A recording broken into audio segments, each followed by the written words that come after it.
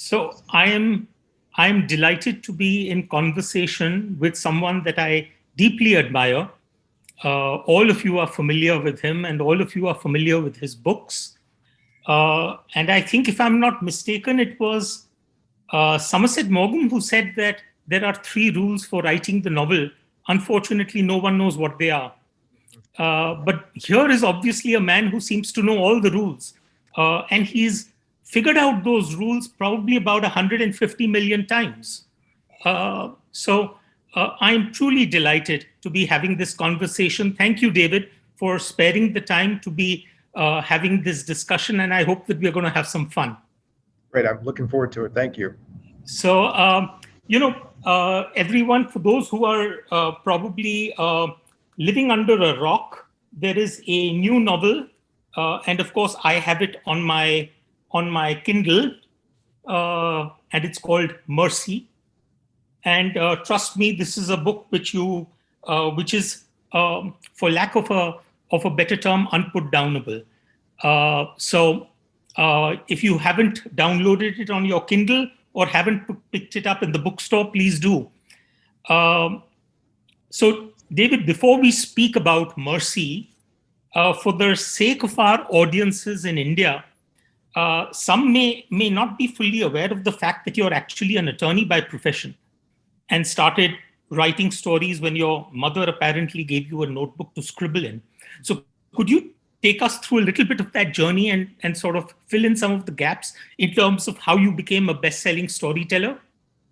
Yeah, I was one of those kids who never shut up. I just told stories and yarns and told tales when I was a kid. And I think my mom gave me that journal just to kind of shut me up. So we'd be writing it down instead of talking my head off.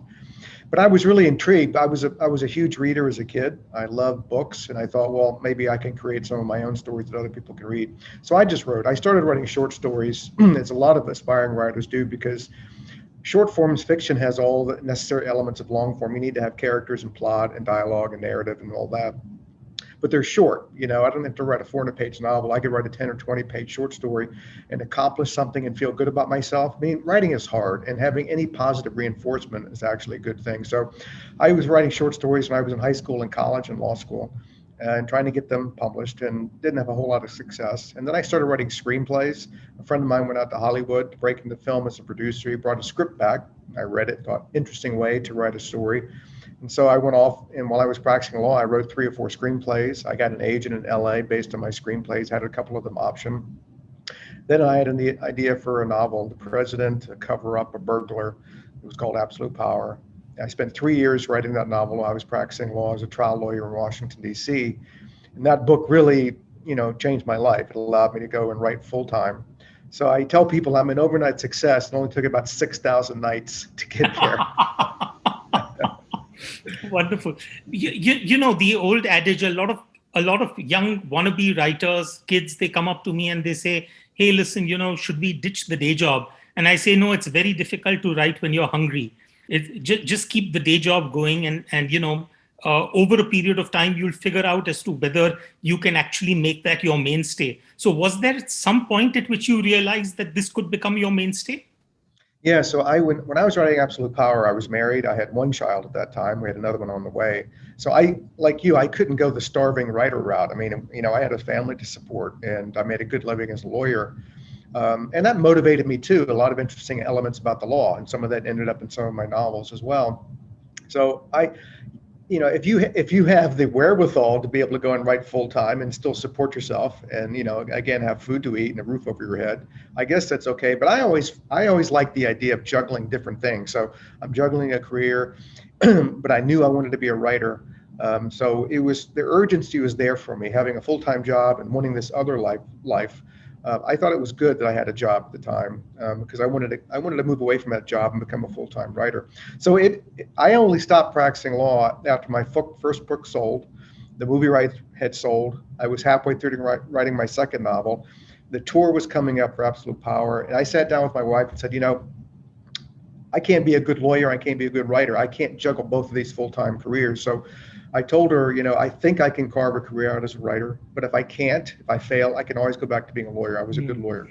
So we made that decision collectively. I mean, she was a full-time partner in this, and luckily it worked out. Wonderful. And as they say, the rest was history. Right. Uh, okay, so Mercy is actually the fourth installment in the Atlee Pine series. Um, and I must tell you, the one interesting bit was the fact that I hadn't read the earlier novels in the series when I got down to reading Mercy. And the way you'd written it, actually, it was easy for me to even actually pick up on the fact that I'd missed out on the arc of the story in the previous three novels. So now I'm going to go back to Long Road to Mercy and Minute to Midnight and Daylight. So I'm going to go back to those. But of course, maybe it may not be as interesting because now I know what happens in terms of the arc of Pine. But nonetheless, I was just wondering. I mean, you invest so much in terms of building up these characters over a series of novels, and then now, actually, to some extent, the arc of Atlee Pine is we are done with it. So, what happens? I mean, uh, does this carry on, or I'm sorry. I'm just, I'm not used to writing series. All of my novels so far have been standalones. So I'm just wondering that when you've put in this sort of effort into creating the characters, how do you keep it going? Yeah, so my litmus test is at the end of a novel, do I have something else I want to say about the character? And does that character have additional life? Do they have something else in their Okay. backstory that I think the reader should know about? And with Pine, the first four books were it was interesting. It's the first time I've done this where I had a series where I had a standalone mystery in each one, but also this underlying plot that went through four books. That was difficult to do, and it was a challenge, and hopefully I did it okay. So now I'm at the end of Mercy, and is this it for Pine, or is she going to be back? Is Mercy going to be back? And I'm still thinking about that, but I think that Pine has still more room to grow. Mercy element is closure for her, but she's an FBI agent. She's got a lot of interesting cases. I can take her in lots of different directions. And when you invest so much of your life into a character's life, it's really hard to let go, particularly just after four books, which for me is sort of a short life for a character. I think that she's going to be back. And then it may come one day when I say, Atlee Pine's tank is empty. I've got nothing else I want to say, and she has nothing else she wants to say, and then I move on. I don't think I'm there yet with her. Wonderful. Great. Because I think, in fact, the introduction of the sister was also incredible. I mean, here, you've got these two characters who've been separated at age 6, but actually in some ways they're so similar. And so I think it would be interesting to see what happens in the fifth and sixth excursions of this series. Yes. So I was seeing one of your interviews, and I was looking at the fact that you invest so much of your time in research, and in fact, when there used to be a moment when people used to ask me that you're a writer. What does a writer do? What does a storyteller do? And I said, at the end of the day, we are just bloody good liars. So, we can spin yarns. But the corollary to that is that when you tell a lie, then best strategy is to tell the lie as close to the truth as possible. And it's really your research which sort of makes that story sound real.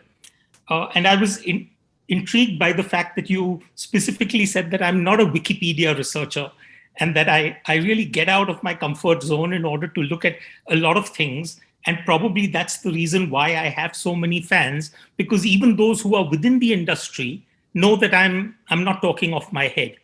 So in a typical novel, how many hours or how many days would you invest in research, and at what levels would those research be? Yeah, some of the novels it could take a couple of months of research to compile everything, because I go to these places, I interview people, I try to do some of the tasks they do. I've been to Army bases where I've done the parachute jumping, the sniper range, the Humvee rollover test where they spin you around in this huge armored vehicle, then you're ordered to get out before it floods with water. And while You're truly a glutton for punishment. I'm a glutton for punishment, yeah. But But I found the best research is just listening and talking to people and observing things. I remember being on a sniper range with one guy, and we were pointing rifles at each other. And I noticed that he had a red dot on his forehead, and he told me later I had a red dot on my forehead. That these early stage goggles, night vision goggles, sometimes did that, and that was a really fatal flaw because another sniper with the right technology could see the red dot on your forehead, and that was like a bullet, a target. So, but I like getting out and talking to people and seeing things for myself without a buffer. I don't want someone else's translation of what a situation is or what someone does. I want to listen to people for myself and see it for myself. But the key for me with research is to immerse yourself so deeply in that research that I can take 1,000 pages, of stuff that I've had to read or notes that I've taken, and intersperse it into the novel in a line of dialogue, in a paragraph, and some expository material, and leave 99% of it out. But in order to do that, you need to know this material really, really well. Otherwise, you're just going to be throwing in pages of textbook. Absolutely.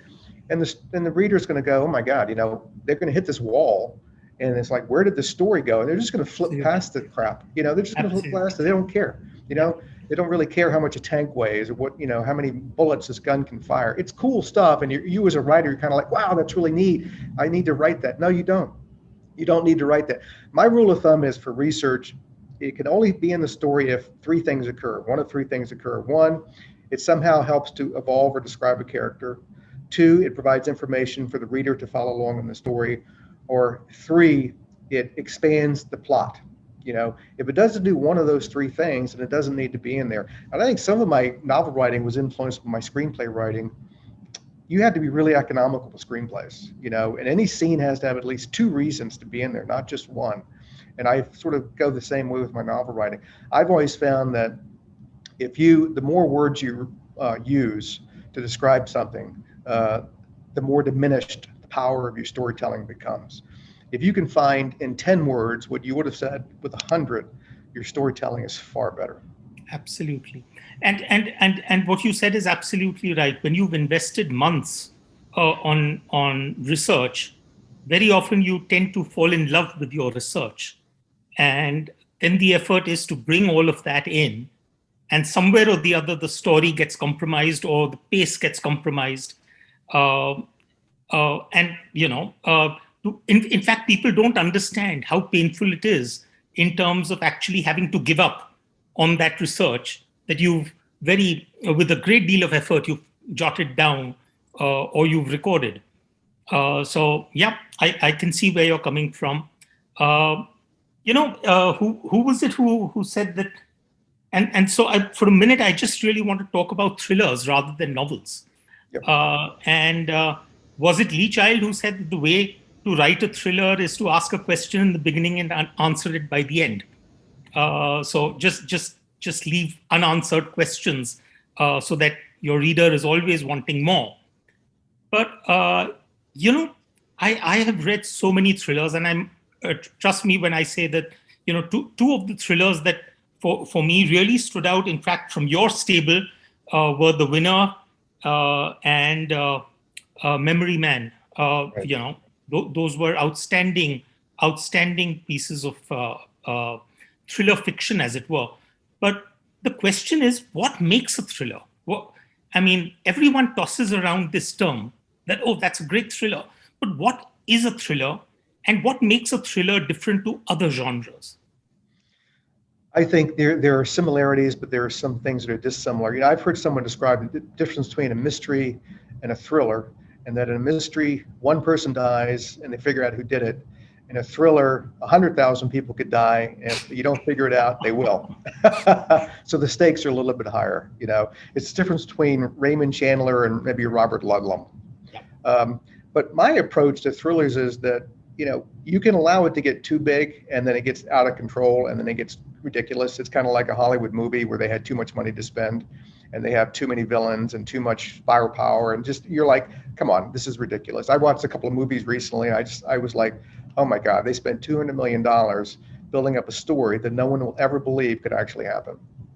So I like to have big stakes in my story so that if the good people don't defeat the bad people, significant damage can occur in whatever realm I think, whatever realm I discover. But I take the big stakes and I employ small devices to engage. Because people, if I talk about an army of 1,000 people and 3 of those people get killed, who cares? It's 1,000 people. You never get to know any of them. None of them have enough page time. So when I say I drill down into, I have big stakes, but I have small characters executing on those big stakes, then you get to know the people that are involved. Then if 1 or 2 of them die, you care. And the only way in any story where you can relate on a human level with the reader is through your characters. Readers don't relate on a human level to a plot. They relate on a human level to what that plot does to the characters, because that's how they had that connection with humanity. So for you, what comes first, the character or plot? Does it start with character? Almost all the time for me, it's the character. Although I would have to mention, you mentioned The Winter. The plot came to me first in The Winter, and then I populated that with the characters, with Luann and Jackson. But for the most part, I think people can relate more easily to, instead of an army storming in through a door, you got one person, a guy or a girl, trying to find out something, because if you have an army behind you, people are like, well, they're going to win because they got a lot of firepower. But if it's just one person against, a vast unknown, then there's a sense of urgency, a sense of maybe this person's not going to make it through. Maybe I need to worry about them surviving. And that's how you connect. That's how you build tension. And a thriller is supposed to thrill, and I don't care how you do it, but people need to fear that something as bad is going to happen to someone you care about. So if you don't build up that character to the extent that the readers care, they're never going to get to that thriller level. So thrillers can mean the stakes, but thrills can also mean what's going to happen to the people you've grown to care about in this novel. Absolutely. Wonderful. Talking about character and plot and thrills, I'm just wondering that, today we are living in a world where attention spans are declining. To a very great extent, we are now not only competing between writers, but we are competing with Netflix and Amazon Prime, and we are competing with Facebook and Instagram. So in that sense, it seems to me that now the toughest job of a storyteller is to get someone to turn the page. Yeah. So is there something that you do in order to make sure that that page really does get turned? Yeah, I kind of call it, how do you write to the TikTok generation? Let's just call it what it is, right? So how do you capture someone's attention in 10 seconds or less? Here's how I try to do it. In a very brief number of pages, I will set up a scenario. You can read pretty much any of my novels, such that I put it up in a way that the typical reader will read those 2 or 3 pages and they'll go, I know exactly what's going to happen. Because people do it in everything these days. When they go on Instagram, they go on Facebook, they go on a movie, they watch whatever. They're like, I've got this figured out. I've got it all labeled already. I know where this person's going. And then I just slam them right through the floor. So the scenario they thought they were in control of, they lost control of. And I think these days people, they have phones, they have computers, they have whatever. They want to be in control of every situation. They want to know everything, right? So if in 3 pages you can knock them right on their ass, then all of a sudden their attention span is riveted, because now it's like this competition. He just knocked me on my butt. Can I get back up and sort of, reassume control of the scenario? And my job for 400 pages is to make sure they don't. So I play part writer, part magician, and part psychologist. I really think about what my readers are thinking about when they're reading every page of my novel, because I'm a big reader too, and I want to know what path they think it's going to be going down next. So it's a chess match, really, for me. And I know that if I can all of a sudden upset their sense of control from the very first pages, then I'm going to have them. I don't care if they watch TikTok or not. I've got them. Which you do. I was thinking to myself that very first novel of yours, correct me if I'm wrong, it was the Clint Eastwood adaptation, Absolute Power. And of course, now, it's been a long time since then, 43 novels, or is it more than that? I think probably more than that. And multiple translations, 150 million copies. young adult writing, and so, so many things. But that's almost about 50 books in all around 25 odd years. That's like the average of about 2 books a year.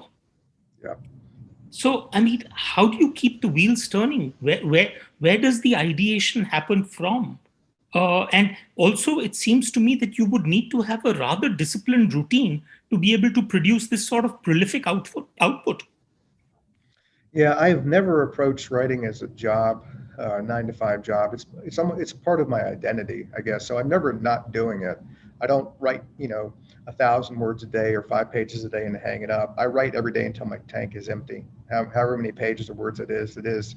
But I think what drives me the most, my motor never stops because I'm just incredibly curious about life.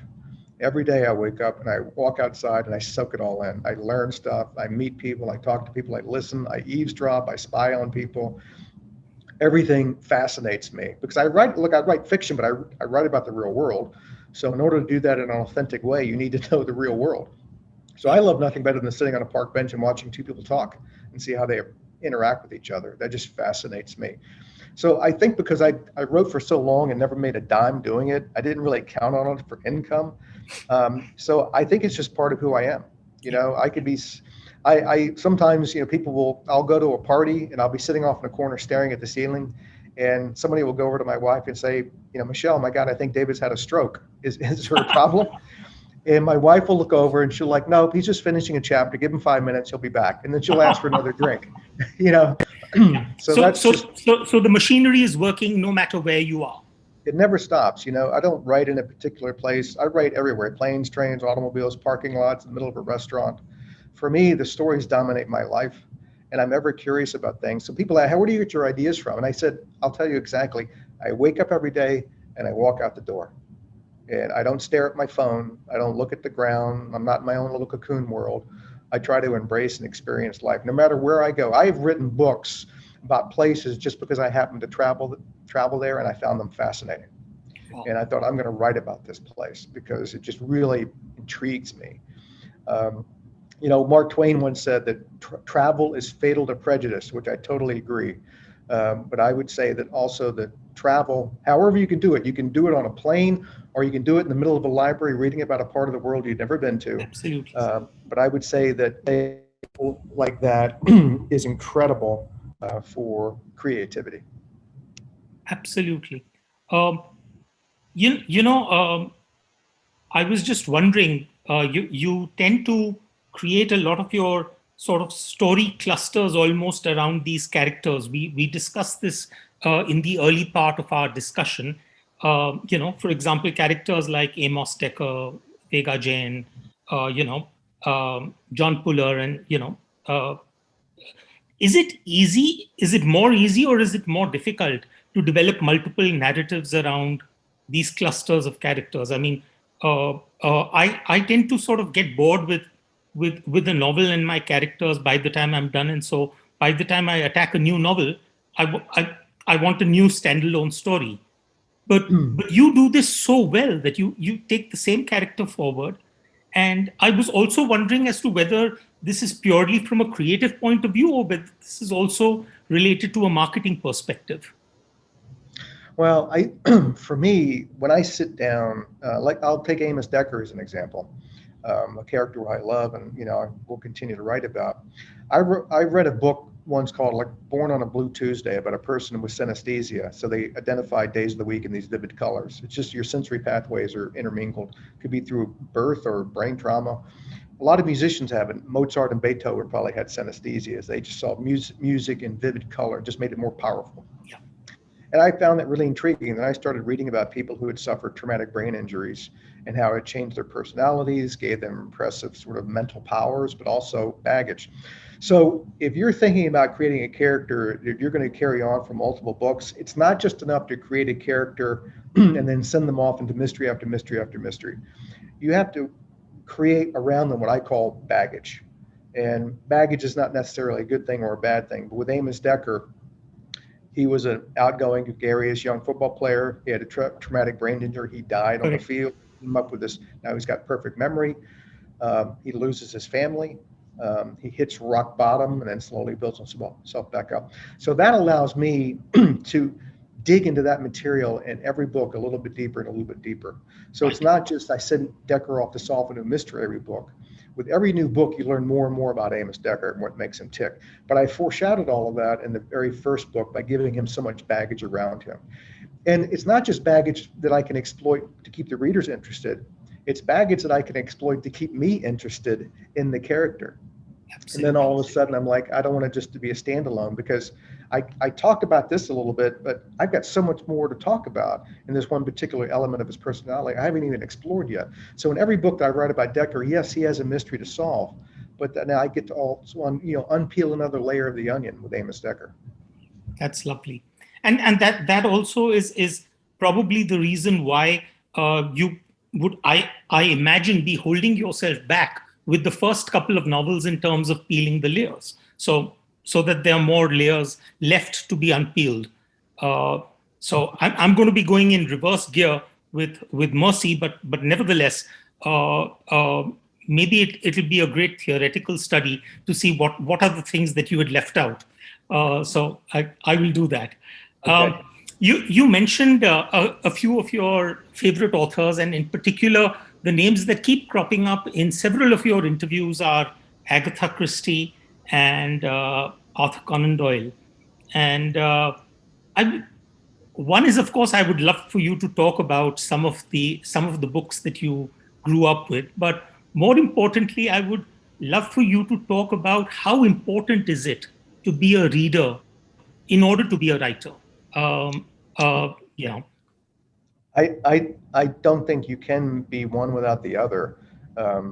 One, that's what really drove me to even think about writing for a living, because I enjoyed reading so much. And also, I've never met a writer who also wasn't a voracious reader. It's sort of alien to me. So for me, it's the love of words. And it's also the joy of, it's something you aspire to. So when you read a great writer, John Irving was one of my favorite writers. Ross MacDonald was one of the greatest private investigative writers of all time. Raymond Chandler. When you read those people, you study their techniques to see how they build their stories and build their characters. And then you, as a young writer, it's something you can aspire to. It's almost learning for free at the knee of masters. You don't need to go to the bookstore and buy a self-help book.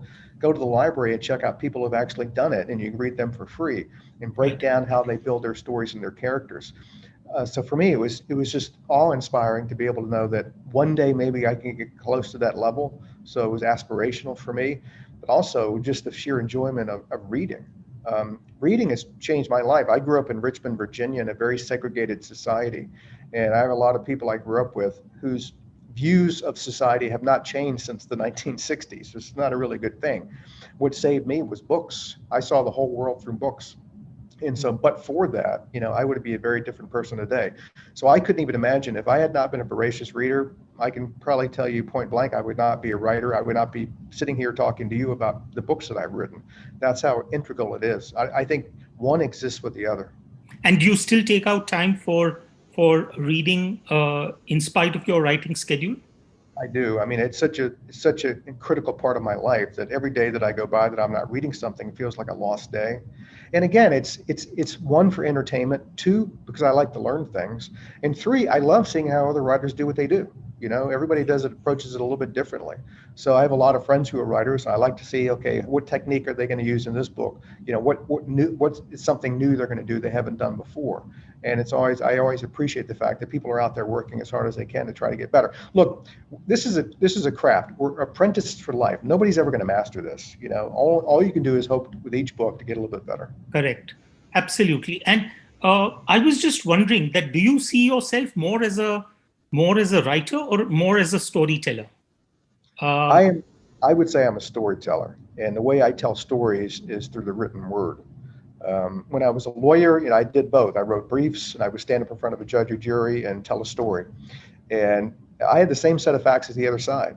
So I had to take those same set of facts and change it into a story, into a narrative that best represented my client's interests and not the other side's interest. And the way you do that is you select your language very carefully, and you craft a story that you think other people will find believable.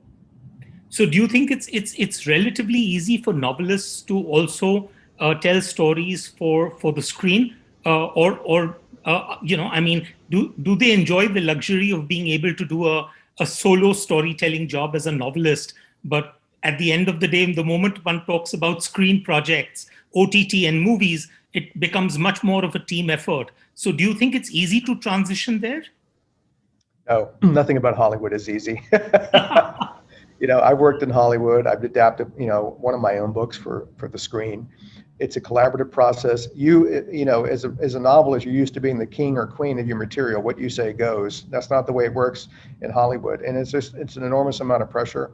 But it's made me, I think, a better writer, because I remember one scene that I was writing for a novel. The actress Ellen Burstyn, Academy Award winner, she was waiting in full costume in front of a camera. I was out in a farmyard with chickens and roosters all over me, typing on my Apple on a wooden table a page of dialogue that she was going to deliver as soon as I finished it. It was a rewrite of a scene. So I'm writing and writing and writing, giving her all the stuff to say. And I sat back and I thought, I have an Academy Award winning actress, one of the greatest actresses of her generation, waiting in there. I don't need to give her 12 lines of dialogue. I'll give her 2 lines of dialogue, and then I'll let her do what she does, which is act and emote. And, it could be a facial expression would take the place of 10 lines of dialogue. So that's really what I did. So you have to understand that as a writer for the screen, no word is ever going to appear on the screen other than the credits. It's all going to be acting. So you need to know it's a collaborative process, and you've got somebody else who can do a lot of the heavy lifting. But I also think that really made me a lot more economical in my novel writing, because I like being lean and mean. I don't like being flabby and verbose, because all of a sudden my story gets lost in a million words I didn't need. So, David, I think we are now nearing the end of time in terms of our session. But I thought that I'd request you to probably, I'm sure the audience consists of a lot of starting out writers, people who want to be writers. So maybe if you could leave them with a few tips in terms of how they should get going and what they should look out for. Right. I would say, look, if you're just starting out, choose your subject matter very carefully, because particularly if you want to start writing a novel as opposed to a short story. It's a long slog. It's going to take a lot of time, and you don't want to run out of gas halfway through. And a lot of people will just jump on a subject and say, oh, this seems like it's hot and it's trendy, I'll write on that.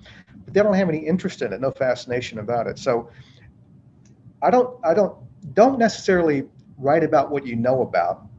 Write about what you would like to know about, and then you go out and you immerse yourself in that world, and you find a lot of fascinating facts and stories. You meet people, and all of a sudden your creative juices are flaming up and your energy level is high, and your gas tank keeps getting filled up every day as you're writing, because guess what? You're interested in the material. I know that sounds like it's obvious, but trust me, it's not obvious. A lot of people just jump into something because it's hot, and somebody made a movie out of it. Or they feel they know about it. And they think they know about it, and off they go. And 100 pages in, they're like, I have no interest in this. I'm bored. What am I doing here? So I would say at the very initial thing, please pick your subject matter carefully and pick something you're really interested in. Otherwise, you're going to run out of gas halfway through. And the second piece of advice would be, do not try to do too much too fast. You're not going to finish the novel over a weekend and sell the film rights on Monday. It's just not going to happen. So understand that every day is a new day. Forget about the day before. Write a little bit, go home, think about it. Next day, get back, add a few more bricks to the wall. No, it's going to be a long process. One, you should, have some fun doing. And that's my third point. Please, for the love of God, have some fun while you're writing this story. Understand that you're creating something that didn't exist before you thought of it. How incredibly cool is that? 99% of the people in the world never have that opportunity to do that. Right. They're just doing a job that lots of other people have done, and it's the same thing, and they do the same thing every day. You get up every day, and what you're going to be doing is something different than the day you did the day before. Absolutely. That's an incredible privilege. That's wonderful. I've always maintained that writing and storytelling gives me a sense of power, almost a near godlike power, where I can determine the fate of my characters. So in some ways, that's a great sort of a fun ride, as it were. But it's been wonderful talking with you, and thank you for sharing so much with us. And hope to see you soon in India, in better times, in person. Yes, that would be great. So please have Have a wonderful day, and thank you once again. Thank you. I enjoyed it.